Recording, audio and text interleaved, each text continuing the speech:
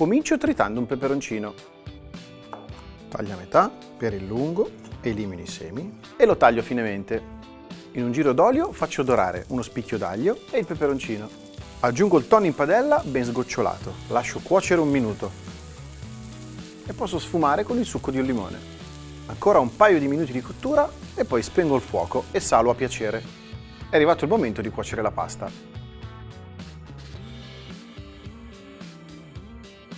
La pasta è pronta, la scolo direttamente in padella con un po' di acqua di cottura. Do una mescolata e saltando verso l'olio a filo.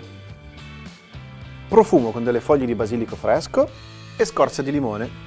Un'ultima saltata e possiamo impiattare.